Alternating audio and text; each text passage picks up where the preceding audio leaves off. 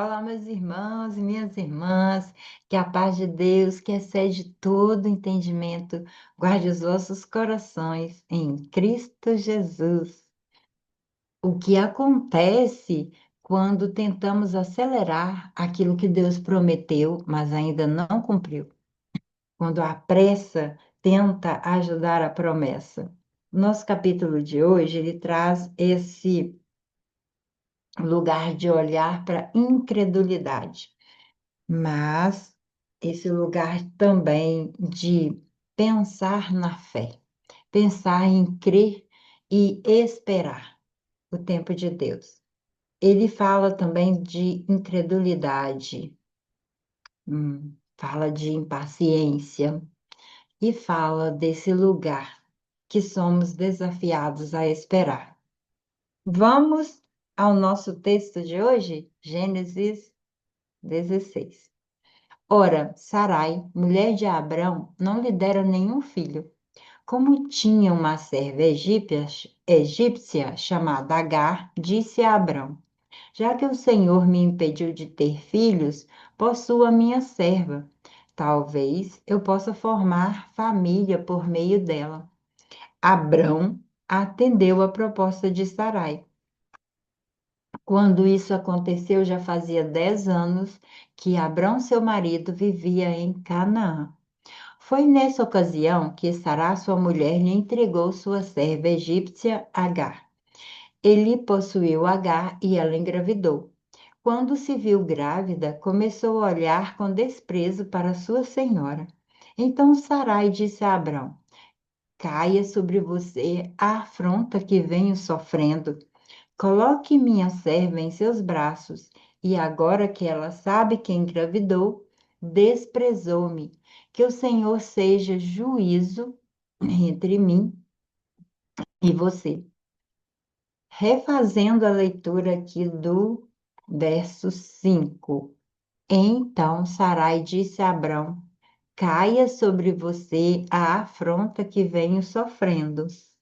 Coloquei minha serva em seus braços e agora que ela sabe que engravidou, despreza-me, que o Senhor seja juiz entre mim e você. Respondeu Abrão a Sarai: Sua serva está em suas mãos. Faça com ela o que achar melhor. Então Sarai tanto humilhou Agar que esta acabou fugindo.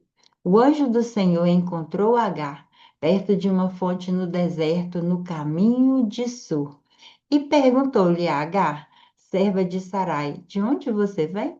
Para onde vai? Respondeu ela: Estou fugindo de Sarai, a minha senhora. Disse-lhe então o anjo do Senhor: Volte a sua senhora e sujeite-se a ela. Disse mais o anjo: Multiplicarei tanto os seus descendentes que ninguém poderá contar. Disse-lhe ainda o anjo do Senhor: Você está grávida e terá um filho, e lhe dará o nome de Ismael, porque o Senhor a ouviu em seu sofrimento. Ele será como o jumento selvagem, sua mão será contra todos, e a mão de todos contra ele, e ele viverá em hostilidade contra todos os seus irmãos. Este foi o nome que ela deu ao Senhor que lhe havia falado: Tu és o Deus que me vê. Pois dissera: Teria eu visto aquele que me vê? Por isso, o poço que fica entre Cádiz e Berede foi chamado Beor-Lai-Roi. Agar teve um filho de Abrão e este lhe deu o nome de Ismael. Abrão estava com 86 anos de idade quando Agar lhe deu Ismael. E esse é o nosso texto de hoje. No contexto que nós estamos trabalhando, é o espaço da promessa de um filho que havia sido confirmada. Deus falou que fez uma aliança e Deus garantiu. Mas o tempo passou e Sara continuava estéril. E nesse espaço entre a promessa e o cumprimento que nasce a ansiedade. E a ansiedade, quando não é tratada, ela gera atalhos. E aí Sara propõe E Abraão tem um filho com Agar, sua serva egípcia. Era um costume cultural da época que socialmente era aceito, mas nem tudo que culturalmente era aceito está alinhado a espiritualmente.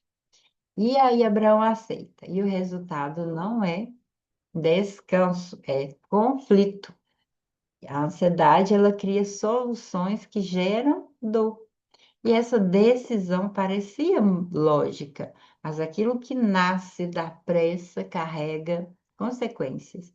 E são consequências profundas. Na psicologia cristã, chamamos isso de tentativa de controle diante da frustração. Vamos aplicar esse lugar para o agora. Quando a espera dói, somos tentados a resolver do nosso jeito. E os atalhos aliviam a ansiedade. Mas isso é por um tempo, é momentâneo. Depois aparecem os conflitos que podem durar anos, como foi no caso de Agar, Sara e seu filho. Muitos desafios. Nem tudo que parece solução é, de fato, provisão de Deus. E eu te pergunto, você tem tomado decisões para aliviar sua dor, a dor que você está esperando há muito tempo, ou para honrar a promessa que Deus te fez? Um outro lugar que nós podemos também pensar é que a dor não tratada, ela gera uma competição e ela quebra vínculo. Aqui, quando Agar engravida, Sarai se sente desprezada. Agar, por sua vez, passa a olhar Sarai com arrogância. E aqui vemos o princípio claro: a dor não curada sempre ocorre para um lugar de relações desafiadoras. Então, os conflitos externos muitas vezes revelam feridas internas. E aí vem esse lugar de comparação. A comparação vem por quê? Porque ali nasce de um lugar de uma identidade frágil. Deus nos chama a tratar as nossas emoções, não a projetá-las nas outras pessoas. Mas isso acontece quando eu estou com a minha identidade fragilizada. Sim, eu começo a jogar no outro tudo aquilo que é minha frustração. Vamos tratar as nossas feridas, vamos olhar com mais cuidado, vamos nos proteger melhor nesse ambiente de nos olhar, nos curar de feridas antigas, para que isso traga efeitos melhores para as relações. Qual emoção não tratada pode estar afetando seus relacionamentos hoje? Como estão seus relacionamentos nesse momento? Porque pode ser que eles estejam sim alinhados, equilibrados, mas pode ser que talvez exista alguns que você precisa se curar, olhar para ele e sim chegar no momento de ficar bem quando se cura. Para nós aplicarmos o ensino no nosso viver diário, vamos pensar assim: identifique as áreas onde a ansiedade tem guiado as suas decisões, onde você quer tudo para agora, tudo para ontem, ou onde você cria situações que não existem e fica vivendo nesse lugar. Ou seja, eu posso começar a olhar diferente, aprender, lidar com esses momentos. Leve essas áreas a Deus antes de criar atalhos. Escolha confiar no tempo de Deus, mesmo quando seu coração estiver inquieto. Esperar não é passividade, é maturidade espiritual. E eu trago aqui um momento de reflexão, de pensar o seguinte, que esse capítulo ele nos ensina que a pressa, ela gera dor. Ela gerou muitos conflitos entre Sarai, Agar, Abrão, os filhos, e esse lugar de controle também gera conflito. Não dá para eu controlar todas as coisas, não dá. E, em contrapartida, a presença de Deus, ela gera lugares melhores, ela gera lugares maduros, ela gera um lugar de equilíbrio, ou seja, posso tratar essas dores em mim e me colocar em lugar de bem-estar. Mesmo quando eu erro tentando ajudar Deus, Ele continua sendo Deus, o Deus que me vê, o Deus que entende os meus sofrimentos. O que Deus ainda precisa tratar dentro de você antes de cumprir na sua vida a promessa? Pense nesse lugar. Vamos orar?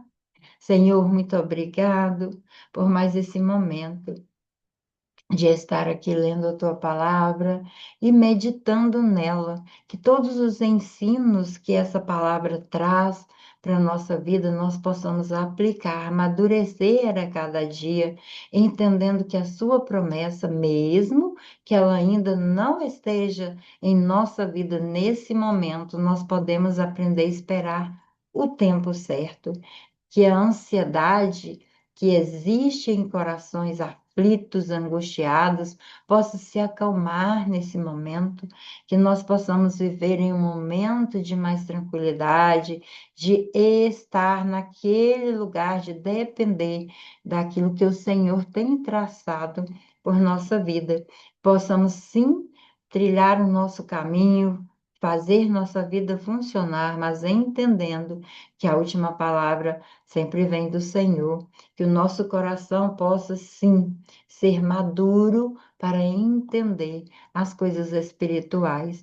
Eu te dou graça porque o Senhor sempre revela a cada um de nós aquilo que é para a nossa vida, aquilo que vai nos levar para o caminho do equilíbrio, do bem-estar, da serenidade, da paz, porque o Senhor veio para trazer paz aos nossos corações. Nos perdoa quando somos aflitos, quando queremos criar atalhos, quando queremos fazer as coisas com as nossas próprias mãos e nos redireciona ao caminho. Eu te agradeço pela tua bondade e misericórdia para com todos nós. Abençoa todas as famílias da face da terra. No nome de Jesus. Amém. Que o Senhor abençoe sua casa, sua família, que Ele te guie e te direcione aos lugares em que a presença dele é constante, aos lugares onde você possa crescer, amadurecer na fé e saber esperar o tempo certo do cumprimento da promessa. Que Deus possa direcionar sua vida todos os dias, até o nosso próximo momento de leitura da palavra de Deus.